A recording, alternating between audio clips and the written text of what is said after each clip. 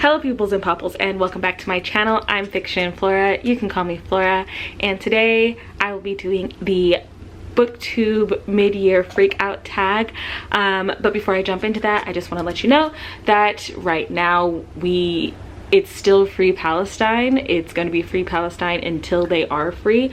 So just putting that out there, Black lives are still mattering. You should care about the fact that the US and other Western nations are limiting the ability of other nations to get the resources they need to provide vaccines. So make sure to put on your mask when you go out, because honestly, there's no such thing as the end to the pandemic until everyone has the same opportunities to be safe from the harshest of concerns. Also, please be aware of your immunocompromised friends and fams.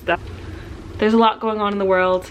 There's not all of it you can always give all 100% of your attention to, but what you can do, spread resources. If you can afford to donate, do that. If you can just be an ear, amplify voices of people who need to be amplified. Look outside of your own nation, your own neighborhood, and just be a good person. I just wanted to get that out at the front of the video. I know not a lot of people actually make it to the end of my videos, so figured I'd throw that in there. And let's go ahead and get into it. And like I said, this is the booktube mid-year freakout tag. From what I could find, this tag was originated by Read Like Wildfire, whose current channel name is Chami, C-H-A-M-I. I will link them down below. And so let's go. The first question is the best book you've read so far.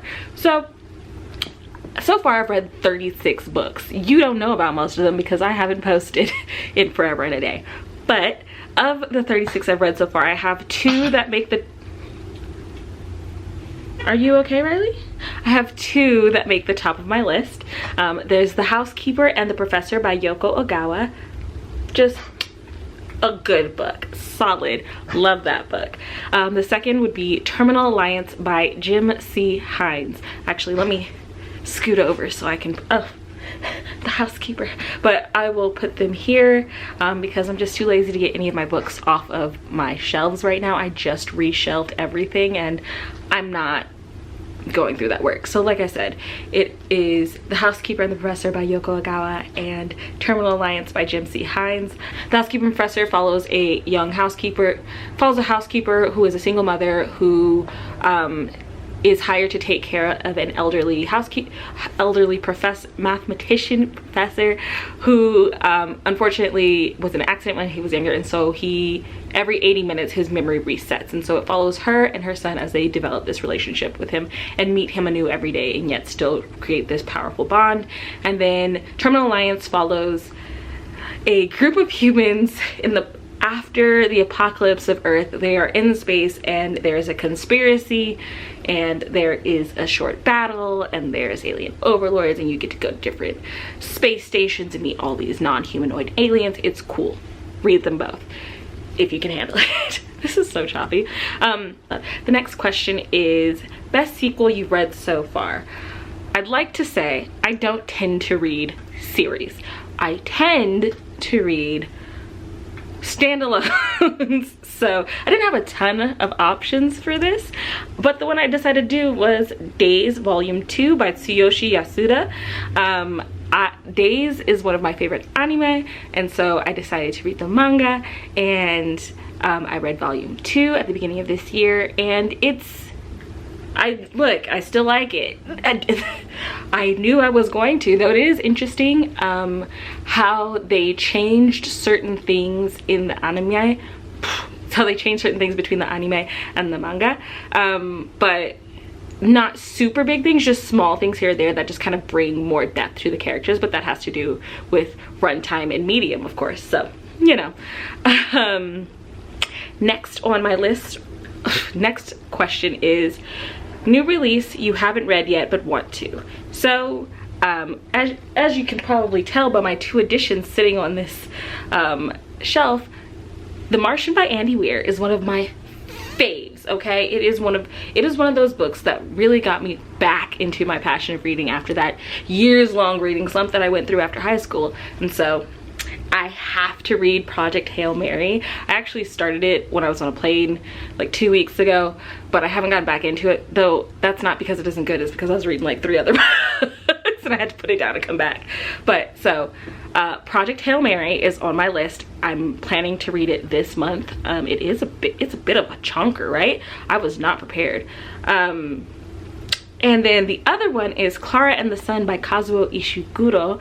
And Kazuo Ishiguro's writing style, it's a little bit quiet, kind of like I like. I read The Buried Giant 2 years ago and I really enjoyed that book. The only problems I had was that there weren't a lot of female characters, and the ones that were there were a little flat.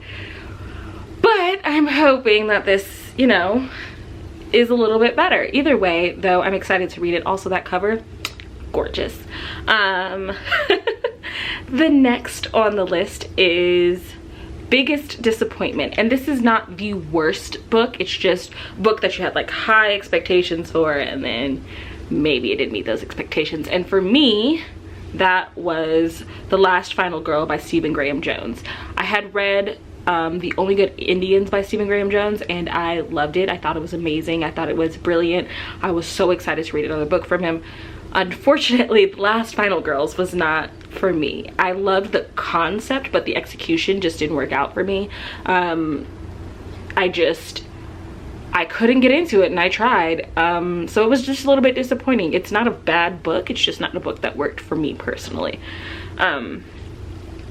And then next one is The Biggest Surprise. And the biggest surprise for me this year so far was The Faceless Old Woman Who Secretly Lives in Your Home by Joseph Fink and Jeffrey Cranor. You guys have heard me talk about this book in one of the few videos that I actually have on my channel for this year. And that is the third book in the Welcome to Night Vale universe that they've put out, not including like the transcript books of the podcast itself. And I was a little surprised about it because one, it doesn't happen in actual Night Vale, and two, the Faceless Old Woman's background was a little bit out there. I wasn't expecting it, but I do highly recommend the book. Like, if you are someone who is into like historical fiction, who likes conspiracies, pirates, I think you would enjoy this. And you don't need any prior knowledge of the Welcome to Night Vale fandom to understand this book. I think a lot of people in and outside of it would enjoy. The next one is Favorite New Author, Debut, or New to You.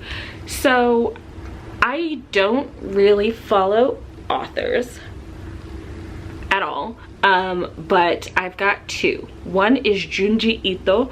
My friend got me 3 of his books for my birthday this year. I read all 3 of them in a single weekend. Brilliant. And then the other one would be Hiroko Oyamada. If you've been on my channel or on my Twitter, you've heard me rant about how much I love The Factory, which I read at the end of 2020, and then I read The Whole at the beginning of 2021, and The Whole was what solidified her as my auto-buy author. I don't have one, but now I do. Her writing is so good. I love it. Nothing goes on. There's nothing happening, but it's so good. Like, it's got that flavor of perfection that I love. So Hiroko Oyamada, if you ever get the chance to read her work, I highly encourage it. I know she's not going to be for everyone, but for me, she did that. The next one on the list is Newest Fictional Crush. I don't have one.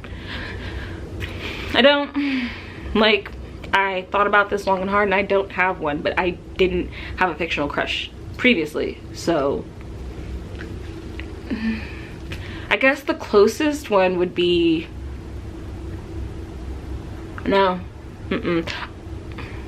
maybe Mops from Terminal Alliance, because let's be honest, I have a competence kink. I love when people are just competent. You don't have to be the perfect person, but wow, you're good at what you do. Whew, wow, tell me more. So I think that would be the closest, but like, it's not really a crush, but you get what I'm saying. And then the next on the list is book that made you cry. I have two. I don't cry a lot at books, and these ones didn't like have me sobbing, but I definitely teared up during them.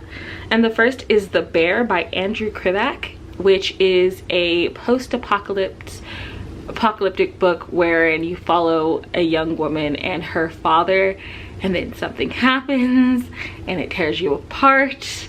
And the entire story is just, again, it's slow, it's more character driven, it really it hits you right here. When I read it, I very much compared it to Good Morning Midnight, which I loved.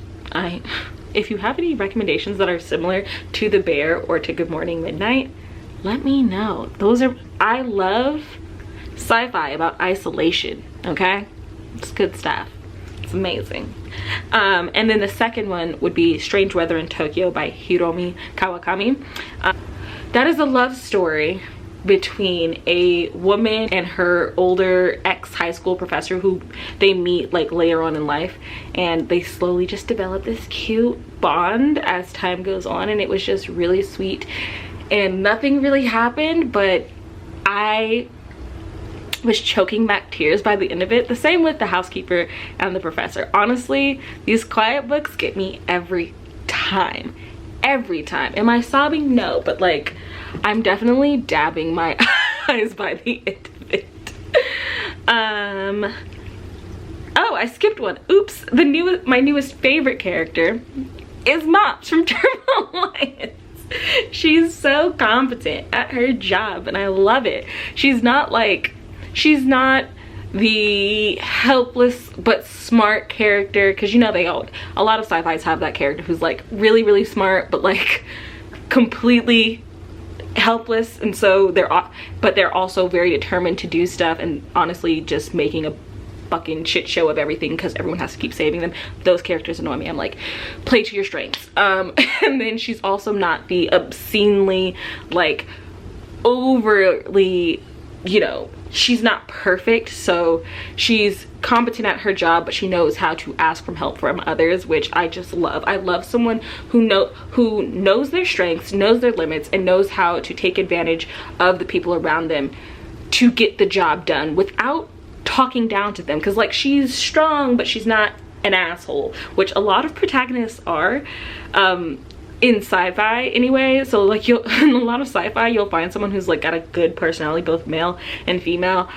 Like they don't have a good personality, but they have like a strong personality. They're very like the leader, but they're also kind of a jerk, and you're just like, I feel like you can be nice and competent at the same time. So it was really nice to find a character like that. I loved it. And even better, she doesn't fall in love with anyone. She cares about her crew and she takes care of them and she like puts them first, and like her decisions are based on their well-being, but at the same time it's not because she wants to fuck one of them. And I love that. I love that so much. Back to the list. A book that made me happy.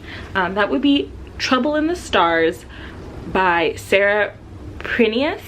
I just recently read that book last month, and honestly that book was a freaking delight. I smiled through so much of that book. It's so good, so good, and it was so pleasing, and I was so happy the entire time I was reading it. And I guess I should describe it a little bit. So Trouble in the Stars follows a young shapeshifter named Trouble. They're on the run from this huge government entity, and they're trying to find their people, because they're like, hey, I don't know where I came from, I don't know where I'm going. All I know was that they're searching for me, and I don't even know why they're searching for me. And then the cool thing about this book is that it explores a lot of different types of identity and acceptance and all those kinds of things, and colonialism, but in a way that children could understand, because it is a middle grade and it's adorable and it's great. And honestly, if you are a fan of Ben 10, like if you were a Ben 10 person when you were younger, wow. If you were a fan of Ben 10 when you were younger, 10 out of 10 would recommend. Trouble in the Stars, A+. I kind of wish it was a series, and I don't even read series. Next is the most beautiful book cover you've bought so far this year or received. I I'd have to go with Amari and the Night Brothers. Amari and the Night Brothers is by B.B. Alston. Sorry, before we get to the last question, it looks like I missed one because I'm out and I don't want to refilm this, so I'm just going to add it here at the end. The question that I missed was most anticipated release for the second half of the year, and that would be Dark Waters by Katherine Arden. That is the third in the Small Spaces trilogy, which is a horror trilogy for middle grade horror trilogy that I've been really enjoying.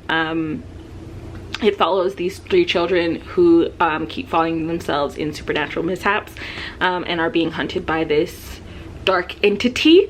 So I enjoy it and I'm really excited for it to come out, and it comes out I think in August, so it's close. Now on to the actual final question. What books do you need to read by the end of the year? The first one is Death Sentences by Kawamata Chiaki, and this is following a detective that is investigating a series of suicides in Japan. These suicides are apparently caused by this poem that has been going on for centuries, and when you read it, you end up dying in some way. So it kind of reminds me a little bit of The Ring, a little bit of Oculus, the movie. So that's what I want to read. And the next book is Ring by Koji Suzuki, which is the book that the movies were based on. I did not know these movies were based on the book, so I was really excited to find out that they were. And so of course I had to go and get it, and now I want to read it. And I kind of want to read them back to back, both Death Sentences and Ring, just so I can compare and contrast. And then the next one is Eva Evergreen Volume 2 by Julie Abe. There's an actual like addition to that, but I didn't feel like typing it all out, so I haven't read the first Eva Evergreen. In fact, I am planning to read it later on today, so hopefully I like it. But the cover's so good, and also it reminds me of Kiki's Delivery Service, just based solely on the synopsis, and I already love Kiki's Delivery Service, both the movie and the book, so there's no way I'm not gonna love this book. And then the very last ones that I want to read before the end of the year is literally anything by Junji Ito. I read Uzumaki, which is my favorite, Gyo and Remina, and I just loved all three of them. Uzumaki was the best one. I watched the early 2000s live action adaptation of it, and I've also watched the Junji Ito collection on Crunchyroll. I'm into Junji Ito right now, so I'm really excited to read more from him this year.